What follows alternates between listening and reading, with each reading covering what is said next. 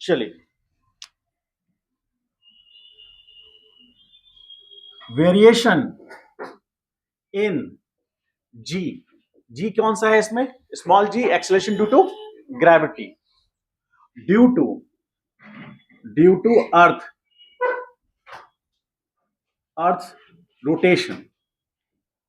Heading दीजिए, उससे आगे का क्वेश्चन बनेगा और ये इंपॉर्टेंट है भी, क्वेश्चन का थोड़ा लेवल बढ़ाने में ये काम देता है।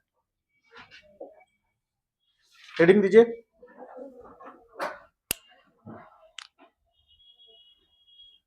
क्या हुआ?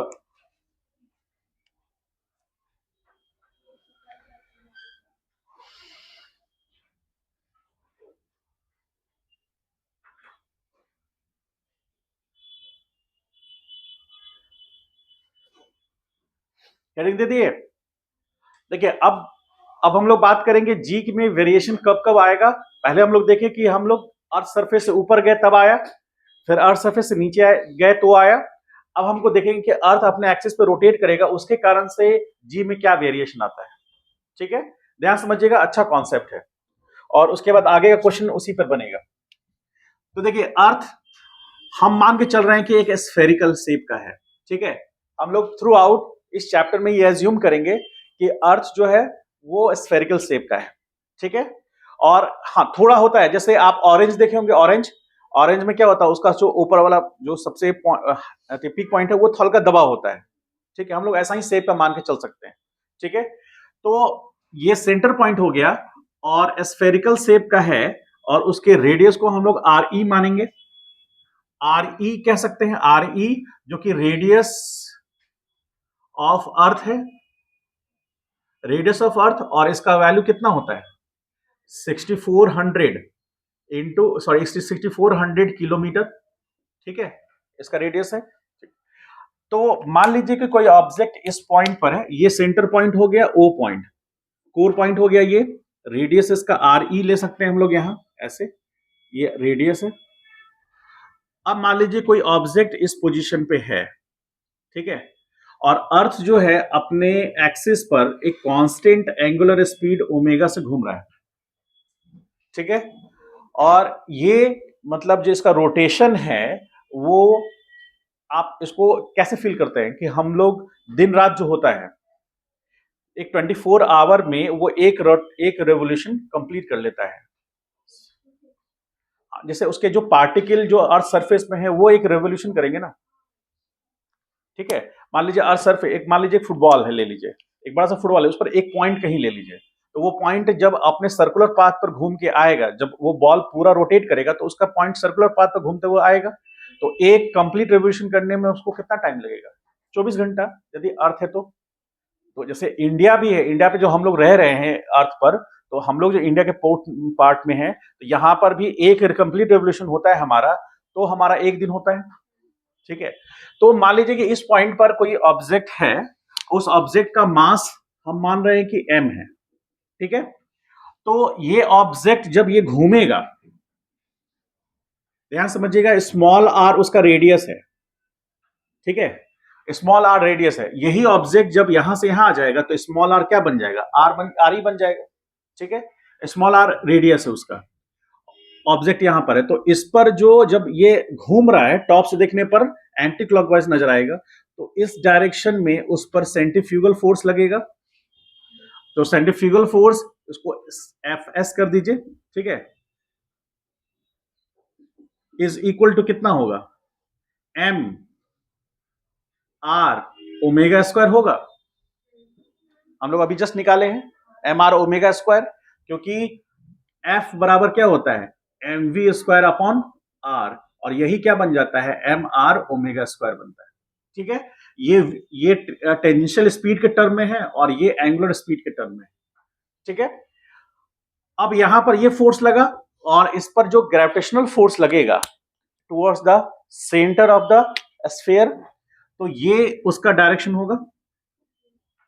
तो ये जो डायरेक्शन होगा, ये फोर्स का डायरेक्शन कौन सा? एफ, जो ग्रेविटेशनल फोर्स लग रहा है, जो कि उस ऑब्जेक्ट का मास और एक्सेलरेशन ड्यू टू ग्रेविटी लगेगा ना टुवर्ड्स द सेंटर। पहले ही बोले हैं कि जी हमेशा towards the centre of earth लगेगा। तो तो ये डायरेक्शन है फोर्स का और ये डायरेक्शन है उसके सेंट्रीफ्यूगल फोर्स का। ठीक है, हम क्या कर रहे हैं, यहां से एक कंस्ट्रक्शन कर रहे हैं और यहां से एक वर्टिकल लाइन ड्रॉ कर रहे हैं और ये मान के चल रहे हैं कि ऑब्जेक्ट जो है ना वो हॉरिजॉन्टल से थीटा एंगल पर है। ठीक है, तो ये जो वर्टिकल हमने ड्रॉ किया, ये पॉइंट को हम P मान रहे हैं, ये पॉइंट O है, इस पॉइंट को N मान रहे हैं। ठीक है, और यहां वाला पॉइंट को हम M मान रहे हैं। तो हम कह सकते हैं कि MP का जो दूरी है वही ON का दूरी है, तो हम O से N की दूरी को R कह सकते हैं ना। ठीक है, R कह सकते हैं। तो अब और ये दूरी जो है ये RE कहलाएगा। ठीक है, अब RE के डायरेक्शन में ये जो फोर्स है वो mg है, तो इसको आगे एक्सटेंड करेंगे हम, तो ये डायरेक्शन में जो फोर्स होगा ये एंगल कितना बनेगा, थीटा बनेगा। तो यहां पर हम लिख सकते हैं क्या, m और इसका सॉरी यहां पर स्मॉल r होगा, स्मॉल r होगा ना, क्यों, क्योंकि ये जो घूम रहा है वो तो स्मॉल r रेडियस पे घूम रहा है। तो यहां पर M R omega square into cos theta लिख सकते हैं। इस फोर्स का एक एक्स कंपोनेंट है और एक वाई कंपोनेंट आएगा, जो होगा F is equal to M R omega square sine theta, जो कि इस वाले फोर्स से परपेंडिकुलर होगा। ये फोर्स जो होगा ये एफ परपेंडिकुलर होगा और ये एफ पैरेलल होगा, और पैरेलल होगा तो जस्ट एंटी पैरेलल होगा। ठीक है, तो अब ये तो फोर्स रिजॉल्व हो गया, एक इधर एक इधर, तो हमें ये लिखना है, तो हम क्या लिख सकते हैं, आप नेट फोर्स एफ जो हम लोग का एपरेंट फोर्स है, एपरेंट फोर्स मतलब थोड़ा फील कीजिएगा इस बात को कि अर्थ जिस फोर्स से किसी ऑब्जेक्ट को अपने ओर खींच रहा है, ठीक है, वो कितना है mg, लेकिन एक उसके एंगेस्ट फोर्स भी तो लग रहा है, उसके एंगेस्ट भी एक फोर्स लग रहा है ना, तो इसके एंगेस्ट जो ये फोर्स लग रहा है तभी भी ऑब्जेक्ट यहां पर है, इसका मतलब है कि नेट फोर्स अंदर की तरफ लग रहा है। तो हम क्या लिख सकते हैं, एट पॉइंट P यदि हम लिखना चाहें तो एफ एपरेंट जो एपियर होगा that is equal to mg, जो सेंटर पे लग रहा है इसको हम पॉजिटिव मान रहे हैं तो ये नेगेटिव होगा, minus m r omega square cos theta. ये बात समझ पाए, मतलब ये फोर्स एपियर होगा, क्योंकि यदि अर्थ रेस्ट पे होता मान लीजिए तो अर्थ उस ऑब्जेक्ट को mg फोर्स से खींच रहा होता, रेस्ट पे होता तो ओमेगा क्या होता, 0, तो ये पूरा पोर्शन, तो ये एपरेंट कितना होता है mg के बराबर, तो ऑब्जेक्ट mg फोर्स से एपियर होता कि वो mg फोर्स से अट्रैक्ट हो रहा है, क्योंकि वो रोटेशन में है, क्योंकि हमारा हेडिंग क्या है, अर्थ रोटेशन, तो अर्थ के रोटेशन के कारण एक सेंट्रीफ्यूगल फोर्स एक्ट कर जा रहा है जो अवे फ्रॉम द सेंटर है, जिसका एक कंपोनेंट हमको काम देगा ये तो बैलेंस हो गया, ये तो इस पर कोई इफेक्ट देगा ही नहीं क्योंकि 90 डिग्री पर है, उससे जो भी इफेक्ट देगा वो ये फोर्स देगा और क्या करेगा, एपरेंट फोर्स को कम करेगा। पहले mg लग रहा था, अब ये भी लग गया तो कम हो गया, इसलिए माइनस करना पड़ा। ठीक है, तो mg minus M R omega square cos theta. अब हमको एक चीज ये बताइए कि ये थीटा है तो हम, और ये आर ई है, ये आर है, तो हम क्या कह सकते हैं, हम ऐसा कह सकते हैं क्या, sine theta sorry cos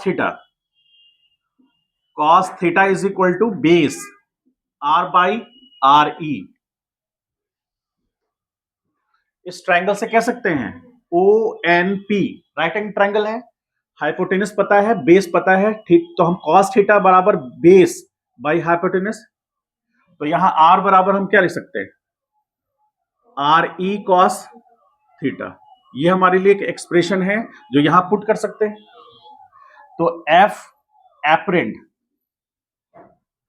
is equal to mg minus m, और यहां पर ओमेगा स्क्वायर, आर की जगह पर क्या पुट करेंगे, आर ई, और are E cos square theta होगा। तो ये वाला जो हमारे पास रिलेशन आया है, इसमें एपरेंट फोर्स जो लिखेंगे वो M G dash is equal to M G minus M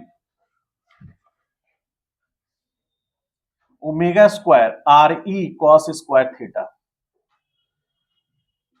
लिख सकते हैं ऐसे, m कैंसिल हो जाएगा, कॉमन है, तो g dash is equal to g minus omega square R E cos square theta लिख सकते हैं। बात समझ पाए या नहीं? ठीक है, तो ये एपरेंट, ये क्या है? Apparent, apparent acceleration due to gravity, gravity जो कि किसके कारण आ रहा है? रोटेशन में होने के कारण आ रहा है। रोटेशन नहीं होता तो ये एपरेंट जी के बराबर हो जाता है। ऐसे भी वो ग्राउंड सरफेस पे है और जी का वैल्यू पता है आपको? नहीं, जी बराबर G M E by R E square, ये पता है ना, तो वो फॉलो होगा वहां पर, क्योंकि अर्थ सरफेस पे है। ये मास कहां है? अर्थ सरफेस पे है, ना ही अर्थ सरफेस से अंदर है ना ही अर्थ सरफेस से बाहर है, तो वो वाला वैल्यू हम यूज करेंगे उसको। ठीक है, अब हम बात करते हैं कंडीशंस में, ध्यान से समझिएगा। कंडीशन पे बात कर रहे हैं कि इफ, ए कंडीशन ले रहे हैं, इफ द ऑब्जेक्ट या फिर the mass is at equator, equator पर है, तो जी ई ले रहे हैं, मतलब ये क्या होगा? Acceleration due to gravity. कहां पर? At equator. कहां पर है? इक्वेटर पर है, तो जी उसको कह रहे हैं। ठीक है, तो जी डैश जो कि किसके बराबर होगा? जी ई बराबर क्या होगा? G minus omega square R E cos कितना? जब ये मास यहां आ जाएगा, इक्वेटर पे आ जाएगा, तो P पॉइंट N पे लाई कर जाएगा, N P पे आ जाएगा, होगा ना? तो उस समय थीटा कितना होगा? तो थीटा 0 यानी कॉस 0 का स्क्वायर क्या होगा? 1 होगा। तो ये 1 पूरा पोर्शन हो गया, तो यहां पर जी ई बराबर क्या आ गया? G minus omega square R E. ये कब होगा? बोलिए, ये कब होगा? Equation number 2। जब हम बात करेंगे ऑब्जेक्ट या बॉडी कहां पर होगा? इक्वेटर पर, इस पॉइंट पर होगा। ठीक है, और अब यदि ये पोल पे जाएगा, सेकंड में B, if the mass is at pole, pole पे होगा, तो हम लिखेंगे जीपी, इसको भी लिखेंगे एक्सेलरेशन ड्यू टू ग्रेविटी। कहां पर? एट पोल, पोल पे होगा, तो GP is equal to G dash is equal to G minus, ये कितना हो जाएगा? आप 90 पुट करेंगे, थीटा कितना होगा? पाई बाय 2, तो आएगा omega square R E into cos pi by 2 का होल स्क्वायर। तो फाइनल वैल्यू जीपी बराबर क्या आएगा? जी माइनस 0, तो जीपी इज इक्वल टू क्या आएगा? जी। तो यदि आपको निकालना हो जी माइनस जीपी, क्वेश्चन नंबर 42 देखिए।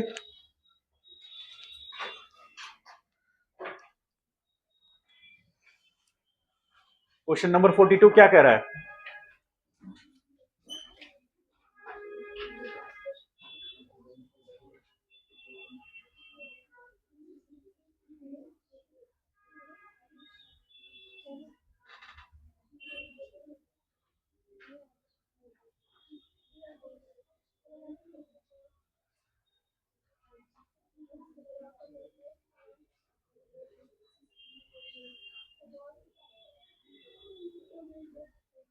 क्वेश्चन में क्या पूछ रहा है? जीपी माइनस जीई पूछ रहा है या जी माइनस जीपी पूछ रहा है? जीपी माइनस, अरे कर लो पहले, जीपी माइनस जी है, तो जीपी का वैल्यू कितना आया है?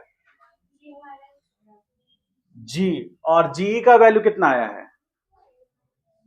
G minus omega square R E, तो ये कैंसिल आउट हो गया, बचा क्या? ओमेगा स्क्वायर इंटू आर ई।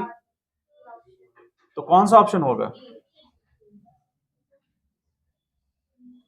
समझ पाए? विषय समझ में आया? क्लियर है? कोई डाउट है तो पूछिए। ये कॉन्सेप्ट समझ में आया? ये तब अप्लाई होगा जब ये दोनों इक्वेशंस, ये तीनों इक्वेशंस तब एप्लीकेबल होगा जब अर्थ अपने एक्सिस पे रोटेट कर रहा है, वो तो होता ही है, और तब हम किसी ऑब्जेक्ट को ऑब्जर्व कर रहे हैं और उसमें हम लोग apparent acceleration due to gravity निकाल रहे हैं, यानी कि जी डैश निकाल रहे हैं। समझ पाए इस बात को? और बैलेंस करके चलना है इसको। ठीक है, मान लीजिए सपोज करें कि एपरेंट जी जो है वो 0 हो गया। जी का वैल्यू मान लीजिए जी एपरेंट 0 हो गया। जी एपरेंट 0 कब होगा? जब जी और ये वाला जो है minus omega square R E cos square theta, ये दोनों वैल्यू बराबर हो जाएंगे। यदि ऐसा होगा तो कोई भी ऑब्जेक्ट 0 वेट महसूस करेगा। मतलब हम ग्राउंड पे खड़े हैं तो मेरा वेट जो वेइंग मशीन पे हम मेजर करेंगे ना, तो 0 नजर आएगा। क्यों? क्योंकि एपरेंट जी 0 हो गया, तो वेट बराबर होता है m इंटू जी, जो कि एपरेंट जी है। तो m इंटू एपरेंट जी 0, इसलिए वेट क्या हो गया? 0। तो कांटा आगे बढ़ेगा ही नहीं। आपको लगेगा कि मेरा डाइटिंग सफल रहा, ऐसा नहीं हो सकता। बात की गहराई को समझें। और ऐसा इसलिए होगा क्योंकि ये ऑब्जेक्ट अपना वेट इस पे लगा रहा है, लेकिन उसी के बराबर में उसको ग्रेविटेशनल फोर्स, जो ग्रेविटेशनल फोर्स कर रहे हैं, सेंट्रीफ्यूगल फोर्स मिल रहा है। तो इससे क्या होगा कि वो ऑब्जेक्ट, मतलब ऑब्जेक्ट अर्थ पे कोई फोर्स ही नहीं लगाएगा। ऑब्जेक्ट अर्थ पे कोई फोर्स नहीं लगाएगा तो वो एक्सपीरियंस ही नहीं करेगा कुछ। समझ पाए? चलिए इसको जल्दी से कंप्लीट कीजिए, आगे बढ़ते हैं हम लोग। जहां डाउट है, मन में कोई शंका सवाल हो तो पूछिए।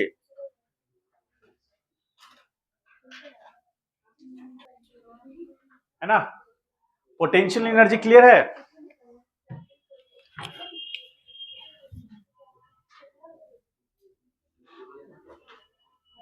ग्रेविटेशनल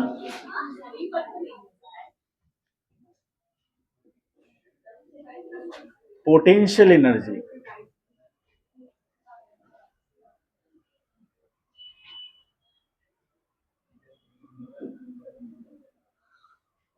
चलिए हेडिंग दीजिए, ग्रेविटेशनल पोटेंशियल एनर्जी।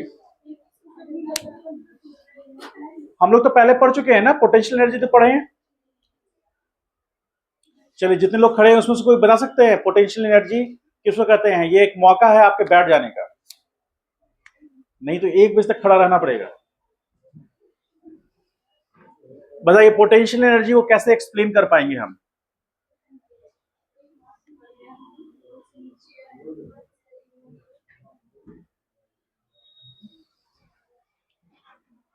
बोले।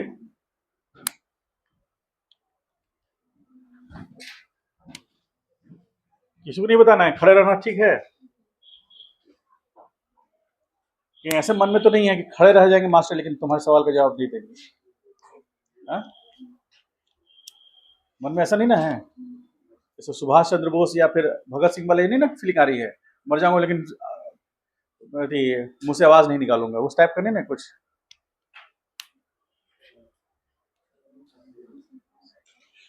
चलिए हेडिंग दे दिए।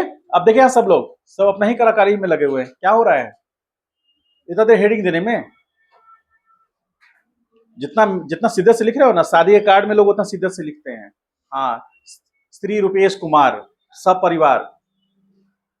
आइए, gravitational potential energy basically related होता है किससे? किसी ऑब्जेक्ट के शेप एंड साइज के चेंज होने से, ज्योमेट्रिकल शेप में चेंज होने से, है ना? और यदि किसी बॉडी के पास मोशन डेवलप कर गया किसी भी रीजन से, तो उसके पास जो एनर्जी होगा वो काइनेटिक एनर्जी कहलाएगा। तब पोटेंशियल एनर्जी की बात हम नहीं करेंगे। पोटेंशियल एनर्जी की बात हम तब तक करेंगे जब तक बॉडी में मोशन नहीं है या बॉडी के शेप एंड साइज चेंज नहीं हो रहा है। बॉडी का शेप एंड साइज चेंज हुआ तो हम कह सकते हैं कि पोटेंशियल एनर्जी या तो स्टोर हुआ होगा या रिलीज हुआ होगा। समझ गए? तो जैसे हम लोग एग्जांपल लिए थे एरो और बो का, उसमें क्या था, जब हम स्ट्रिंग को स्ट्रेच करते हैं उस समय एक्सटर्नली हमने एक्सटर्नल फोर्स दिया सिस्टम को, जिस कारण से सिस्टम के शेप एंड साइज में चेंज आया। तो सिस्टम का जब शेप एंड साइज चेंज किया एलोंगेशन हुआ, अब उसके पास एनर्जी स्टोर हो गया, किसके टर्म में हुआ?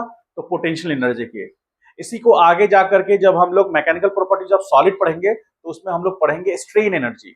Strain energy, energy stored in the system due to strain develop in the system. Strain develop मतलब खिंचावट, यदि उसको हम लोग आम भाषा में कहें तो एलोंगेशन हुआ या कंप्रेशन हुआ, इस कारण से ऑब्जेक्ट के अंदर में वर्क करने की एबिलिटी आ गई।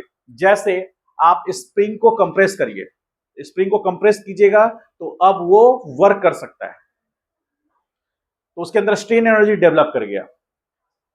ठीक है, तो जहां भी शेप एंड साइज की बात हो रही है, चेंज हो रही है, तो जहां भी शेप एंड साइज या कॉन्फ़िगरेशन में चेंज होगा पोटेंशियल एनर्जी डेवलप करेगा।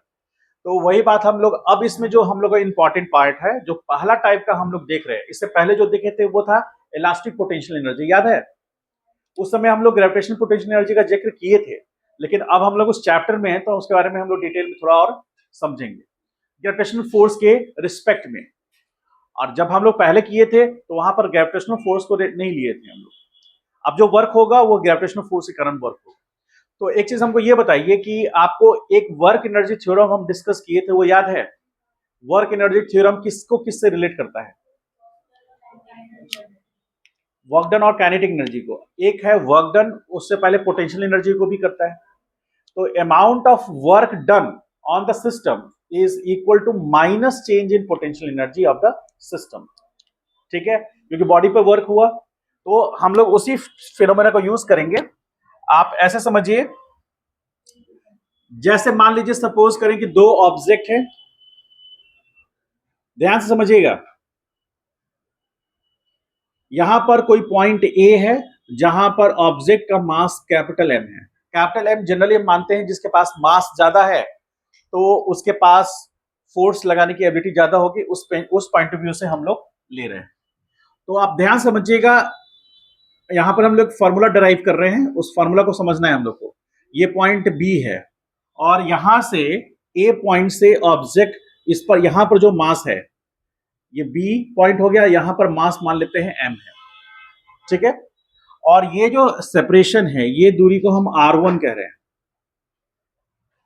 ठीक, अब सेम नेचर का दोनों मास है, मतलब मास तो मास है, तो ये मास को जो ए पॉइंट का मास है वो अट्रैक्ट करेगा, तो उस पर अट्रैक्टिंग फोर्स इस डायरेक्शन में लगेगा। स्टेप बाय स्टेप समझ रहे हैं, ध्यान से समझिएगा। ये जो फोर्स लगेगा on B due to A लगेगा और उसका मैग्नीट्यूड क्या होगा? G M small M by R1 square, और डायरेक्शन क्या होगा? Minus R1 cap. ऐसा लिख सकते हैं क्या? ये कंप्लीट डिस्क्रिप्शन हो गया जो ए मास बी मास पर लगाएगा फोर्स उसका। ठीक है, क्लियर है? अब क्या कर रहे हैं कि एक एक्सटर्नल फोर्स लग रहा है, ध्यान से समझिएगा कंडीशन को, बहुत इंपॉर्टेंट पॉइंट है। अब जो एक्सटर्नल फोर्स, मान लीजिए हम एक एक्सटर्नल एजेंट हैं जिसने एक्सटर्नल फोर्स लगाया और वो बी पॉइंट पे जो मास था उसको पॉजिटिव एक्स में डिस्प्लेस कराया। आपको पता है कि बी पॉइंट पर जो मास है उस पर फोर्स नेगेटिव एक्स में लग रहा है और जो एक्सटर्नल एजेंट ने फोर्स लगाया है वो पॉजिटिव एक्स में लगा है। और चूंकि मोशन डेवलप ना कर जाए, यानी कि बी पॉइंट पे जो मास है वो एक पर्टिकुलर वेलोसिटी से ना मोशन कर जाए, इसीलिए जो फोर्स लगा रहे हैं एक्सटर्नल एजेंट वो एग्जैक्टली इसके बराबर है। मान लीजिए कि force on B due to A 10 newton है, तो एक्सटर्नल एजेंट ने 10 या फिर 10.0001 फोर्स लगाया।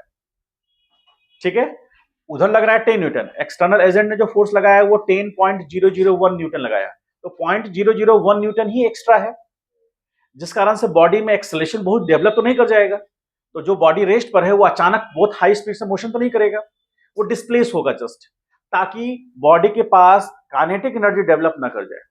तो हमें ये मेंटेन रखना है कि बॉडी डिस्प्लेस भी हो रहा है और वो उसके पास पोटेंशियल एनर्जी डेवलप करेगा, काइनेटिक की बात ही ना हो। यदि मान लीजिए कि ये फोर्स 10 न्यूटन है और एक्सटर्नल एजेंट ने अचानक फोर्स लगा दिया 200 न्यूटन का, तो 190 न्यूटन से तेजी से उधर मूव कर जाएगा वो, तो नेट फोर्स ज्यादा है, एक्सेलेरेशन भी ज्यादा होगा, मास यदि सेम है तो। ठीक है, तो हमें उसको अवॉइड करना है। तो उसके लिए हम क्या करेंगे कि बहुत ही माइनर फोर्स, या हम ये मान के चलेंगे कि जितना एक्सटर्नल फोर्स, जितना ये एफ बी ए लग रहा है उसी के बराबर एक्सटर्नल फोर्स लगा। ठीक है, तो इस डायरेक्शन में एक्सटर्नल फोर्स लगेगा, ये इसको हम एफ एक्सटर्नल बोल रहे हैं, और ये एफ एक्सटर्नल का वैल्यू जो है एफ बी ए के बराबर है। ठीक है, तो ये इतना डिटेल में हम इसलिए डिस्कस कर रहे हैं ताकि आपके माइंड में क्लियर हो।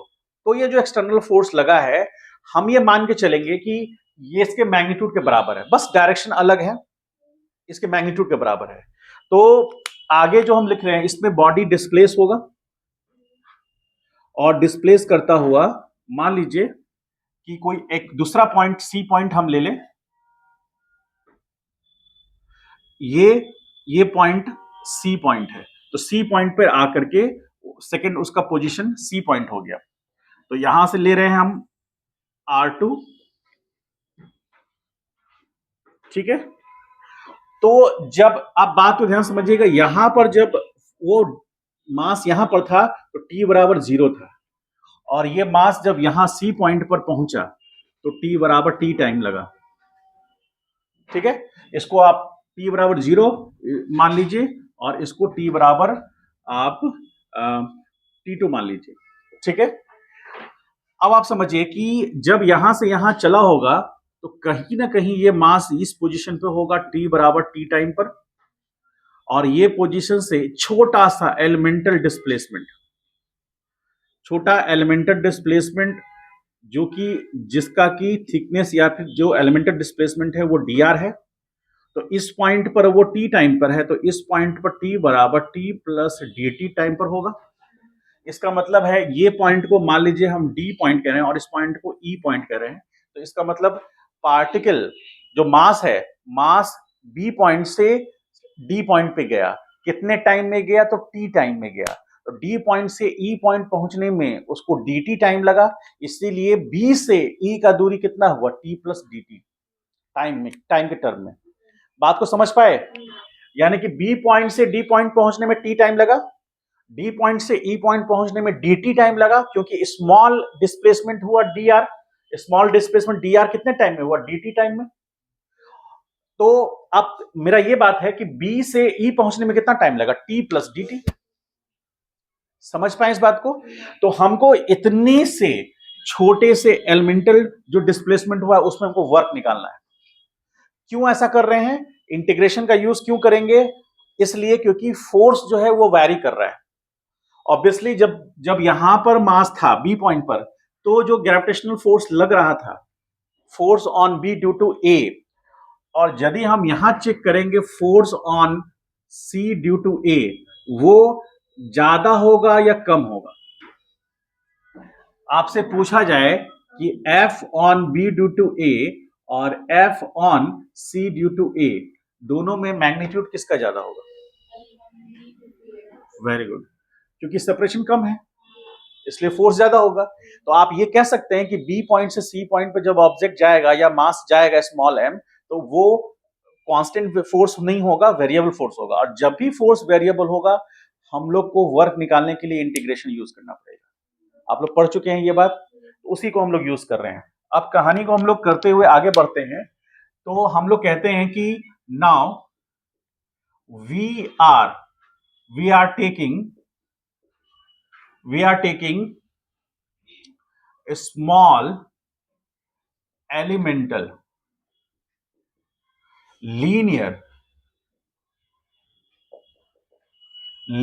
displacement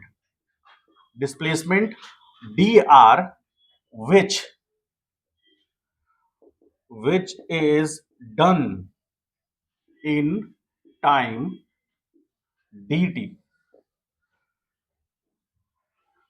and amount of small elemental work corresponding to that displacement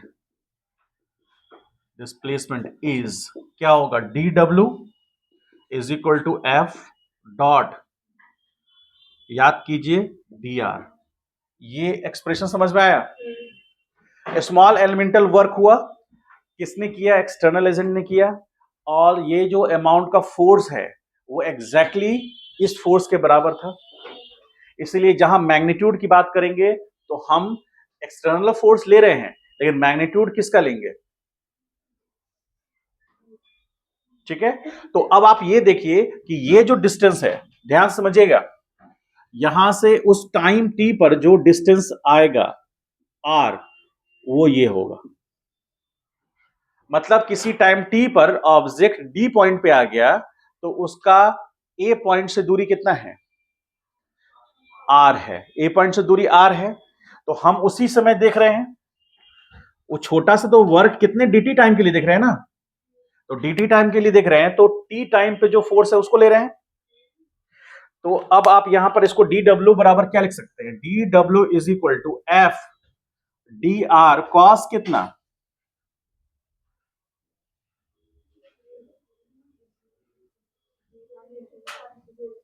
force negative X में लग रहा है। बात समझिएगा, एक्सटर्नल जो एजेंट लगा रहा है ना, वो किसके अगेंस्ट लगा रहा है फोर्स? ग्रेविटेशनल फोर्स के। तो हम बात कर रहे हैं ग्रेविटेशनल पोटेंशियल एनर्जी का, हम बात एक्सटर्नल फोर्स पोटेंशियल एनर्जी का नहीं कर रहे हैं। हम लोग किसकी बात कर रहे हैं? Gravitational potential energy. That means the work done और potential energy change due to gravitational force. ठीक है। तो ग्रेविटेशनल पोटेंशियल एनर्जी में जो वर्क होगा वो किसके कारण होगा? ग्रेविटेशनल फोर्स के कारण होगा। तो अब यदि मान लीजिए डी पॉइंट पे है तो ग्रेविटेशनल फोर्स क्या होगा? G capital M small M by, नहीं R1 नहीं R2, बाई आर स्क्वायर। ठीक है।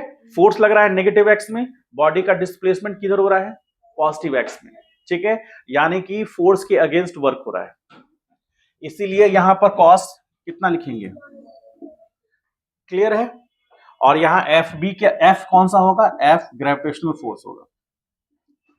क्लियर है? ये ग्रेविटेशनल फोर्स होगा। ठीक है। तो अब D W is equal to, ध्यान से समझिएगा, यहां पर थोड़ा प्लस माइनस का चेंजेस आएगा, ध्यान रखिएगा। तो मैग्नीट्यूड सिर्फ लिखना है, वो कितना है? जी। ठीक है। Capital M small M by R square into D R -1 cos 180 value -1। ठीक। तो D W is equal to हो गया -GM बाई आर स्क्वायर। चूंकि स्केलर क्वांटिटी है, डायरेक्शन होगा नहीं, ये इतना अमाउंट आ गया, इक्वेशन नंबर 1 कह सकते हैं इसको आप, और into D R equation number 1 होगा। ठीक है। अब हम लोग बात करेंगे for complete displacement. For complete displacement, पूरे डिस्प्लेसमेंट के लिए, कहां से कहां? फ्रॉम R1 टू R1 से कहां के लिए? R2 के लिए। तो यहां पर D W is equal to G capital M small M, और यहां पर 1/r square D R. Integration use कर रहे हैं, ध्यान से देखिएगा। कब? यहां पर ऑपरेटर कौन है? डी आर है, तो उसके अकॉर्डिंग लिमिटिंग वैल्यू चेंज होगा। तो जो ऑपरेटर कितना आर बराबर कहां था? R1 से आर कहां गया? R2। तो जब R1 था तो वर्क 0 था, क्योंकि वहां जब यहीं पे था तो वर्क तो कुछ नहीं था। और उसके ऊपर जब हम ले जाएंगे कहां? टोटल वर्क, जब R2 होगा तो टोटल वर्क होगा, तो ये आ जाएगा W is equal to G M small M. और देखिए ध्यान से, इस एक्सप्रेशन में हमने वो टर्म को बाहर किया है इंटीग्रेशन से जो कि मास के चेंज होने से, मास के पोजीशन के चेंज होने से वो चेंज नहीं करेगा। क्या क्या नहीं करेगा? ग्रेविटेशनल कांस्टेंट चेंज नहीं करेगा, फर्स्ट मास चेंज नहीं करेगा, और दूसरा मास जो डिस्प्लेस हो रहा है वो भी चेंज नहीं करेगा। ठीक है। तो ये तीनों चीज बाहर हो गए। उसके बाद बचा क्या? 1/r square. तो इसको यदि हम ऊपर में ऐसे लिखें, इंटीग्रेशन r⁻² dr, कहां से कहां? R1 से R2। तो आपको पता है r⁻² का इंटीग्रेशन क्या होगा? तो W is equal to GM, और ये हो जाएगा -1/r, और यहां तो माइनस है पहले से, देख रहे हैं? यहाँ माइनस पहले से है तो यहाँ माइनस आया। अब यहाँ पर R1 और ये R2, तो इसके बाद हम क्या करेंगे, work is equal to minus GM, और जब लिमिटिंग वैल्यू चेंज कर दें तो माइनस हट जाएगा, तो 1/R, और ये हो जाएगा R1/R2।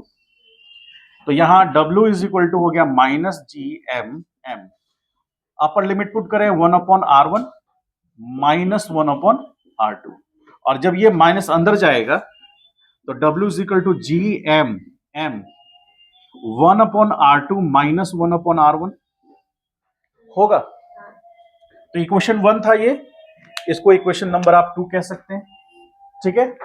अच्छा, वर्क एनर्जी थ्योरम से क्या लिखेंगे, फ्रॉम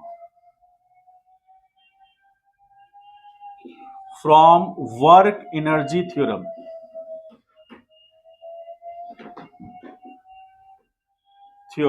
वर्क एनर्जी थ्योरम से हम क्या लिख सकते हैं, याद कीजिए, work done by conservative force. अब हमको ये देखना है कि ग्रेविटेशनल फोर्स कंजर्वेटिव फोर्स है या नहीं है, हम लोग किए भी हैं, ठीक है।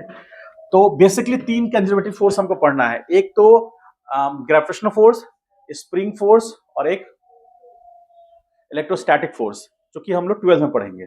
फ्रिक्शन फोर्स कंजर्वेटिव फोर्स नहीं है, क्योंकि रिटर्न बैक होने पर फिर वो एनर्जी आपसे लेगा, ठीक है। तो यहां पर आ जाइए, और minus delta U that is equal to minus U final minus U initial. इसको पुट करते समय बहुत ध्यान रखिएगा, प्लस माइनस का ध्यान रखना पड़ेगा। तो work done by conservative force जो कि ये है, तो इसकी जगह पर हम पुट करेंगे तो देखिए क्या आएगा, G M small m 1/R2 minus 1/R1, और ये हो जाएगा minus U final minus U initial. अब ये माइनस मान लीजिए इधर आ जाएगा तो क्या आ जाएगा, G M small m 1/R1 minus 1/R2 is equal to U final minus U initial. तो आप ध्यान रखिएगा, इनिशियल पोटेंशियल एनर्जी कब होगा, जब उनके बीच का सेपरेशन R1 है, और फाइनल पोटेंशियल एनर्जी कब होगा, जब उनके सेपरेशन R2 हो गया। क्योंकि बॉडी कहां से चला, B पॉइंट से C, तो ये इनिशियल हो गया R1, देख रहे हैं, और फिर R2 कब हुआ, जब वो फाइनल वहां चला गया, ठीक है। तो अब ये हमारा एक फाइनल एक्सप्रेशन हुआ।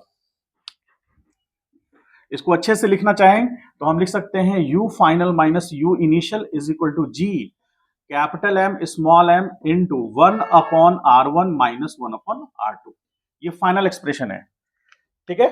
और ये फाइनल एक्सप्रेशन जो आपका आया है, इसमें हम एक कंडीशन लेंगे, जैसे हम सब में कंडीशन लिए थे, कल जो हम लोग पढ़े थे उसमें देखे थे, परसों जो हम लोग इसमें पढ़े थे, जो वेक्टर क्वांटिटी निकाले थे फोर्स का, ग्रेविटेशनल फोर्स में हम लोग वेक्टर टर्म निकाले थे ना, तो उसमें हम R2 माइनस R1 लिए थे, उसको लेके आगे बढ़े थे। तो फाइनली हम क्या किए, R1 को 0 कर दिया और R2 को R के बराबर मान लिया। उसी तरह यहां पर भी करेंगे कंडीशन, क्या रेफरेंस कंडीशन हमारा रहेगा कि वी एज्यूम R2 को हम क्या मानेंगे, इंफिनिटी पर, मतलब R2 इंफिनिटी पर है, मतलब इंफिनिटी मतलब यहां से 10,000 करोड़ किलोमीटर दूर नहीं, रेफरेंस चेंज होगा। जैसे मैंने आपको एग्जांपल बताया था, हमारे लिए पटना जंक्शन बहुत दूर नहीं है, लेकिन एक चींटी के लिए वो इनफाइनाइट डिस्टेंस है उसके लिए। तो है डिस्टेंस वही है, लेकिन रेफरेंस चेंज होने से कोई फाइनाइट हो गया, कोई इनफाइनाइट हो गया। जैसे मतलब ये रूम है, ये रूम में हमको एक पॉइंट ले लेते हैं, तो वो पॉइंट इस रूम के लिए इनफाइनाइट डिस्टेंस पर है, लेकिन हमारे लिए इनफाइनाइट है ही नहीं, ठीक है। तो ये इंफिनिटी पर, और यहां यू फाइनल उस पोजीशन पे क्या होगा, 0 होगा। वो होगा, हम करके बताएंगे फिर आगे। मतलब इंफिनिटी पर यदि वो मास चला जाएगा तो वो मास, ये मास उस इंफिनिटी पर मास को अट्रैक्ट नहीं कर पाएगा, यानी कि उसके पास वो एबिलिटी नहीं है उसको अट्रैक्ट करने की। क्यों नहीं है, आप ऐसे भी समझिए कि फोर्स बराबर क्या हो गया, G M upon R square.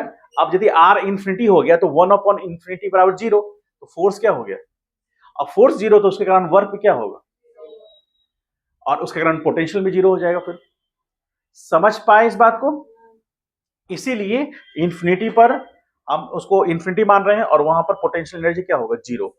तो ये जो एक्सप्रेशन है, ये एक्सप्रेशन फाइनल कैसा दिखेगा, आपको यहीं पर लिख देते हैं, यहां पर देखिए, यहां लिखते हैं, तो ये हो जाएगा। और हम क्या मानेंगे, u इनिशियल को हम लोग मानेंगे u, और r1 को मानेंगे r।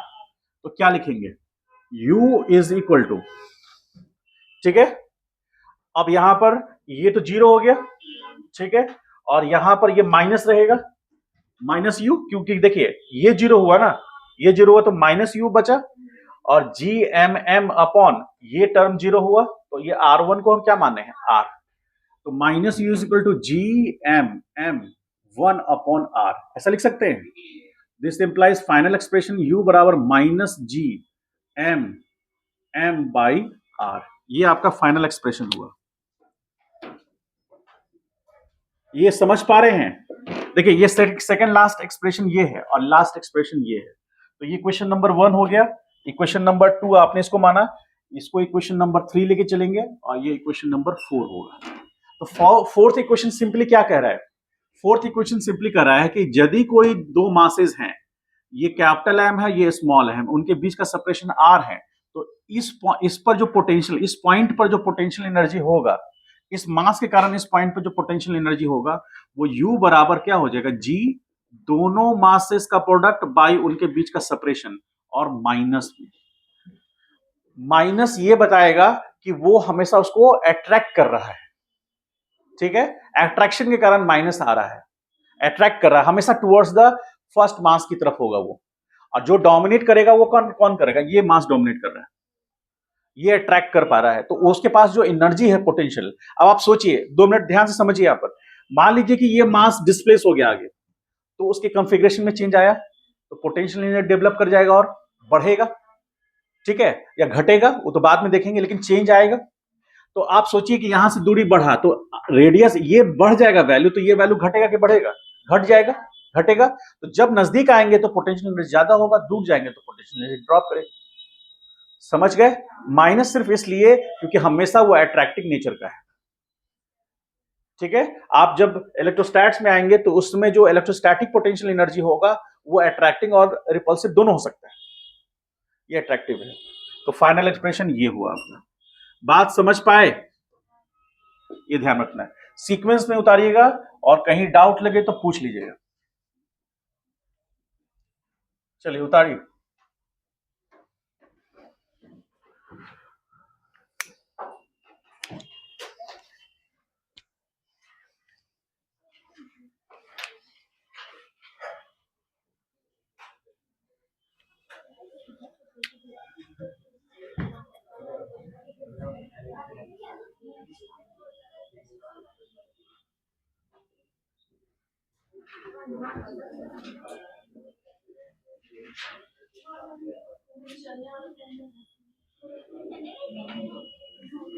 ग्रेविटेशनल पोटेंशियल को हम लोग V से डिनोट करते हैं, ठीक है।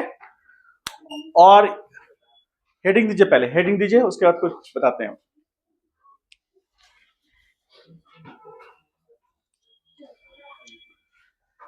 सही में गर्मी लग रहा है, सर्विसिंग करा देते हैं। अच्छा ठीक, कोई खत्म ही है। देखिए ग्रेविटेशनल पोटेंशियल सेम वही रोल प्ले करता है जो ग्रेविटेशनल फील्ड करता है, ठीक है। तो हमें क्या करना है, किसी पॉइंट पर हमको पता करना है कि पोटेंशियल कितना है उसका, मतलब पोटेंशियल किसके कारण होगा, किसी मास के कारण, किसी पॉइंट पर।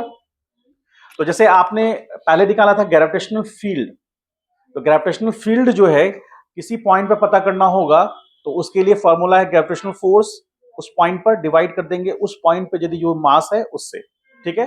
तो उस पॉइंट पर पोटेंशियल, उसका ग्रेविटेशनल फील्ड क्या है वो पता चल जाएगा। और जैसे जैसे डिस्टेंस बढ़ेगा यानी गैप बढ़ेगा, तो ग्रेविटेशनल फील्ड का इंटेंसिटी घटेगा, ठीक है। सेम यहां पर भी वही चीज।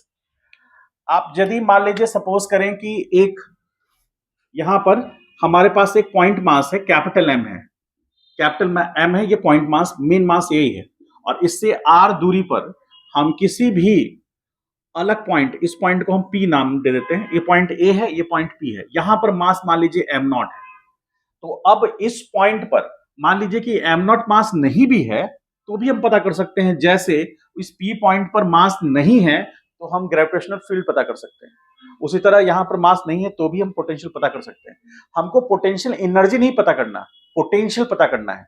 यदि यहां पर मास होता तो उसके पास कितना एनर्जी होता, मतलब इसके पास, उसको अट्रैक्ट करने की, वो चीज हम लोग बिना मास का पता करते हैं, उसी को हम लोग पोटेंशियल कह रहे हैं। तो जैसे देखिए यहां पर क्या है, U किस पॉइंट पर, P पॉइंट पर, तो minus G capital M M not by R, ये होगा gravitational potential energy. Now gravitational gravitational potential is defined as potential energy at a point due to point mass per unit mass at that point।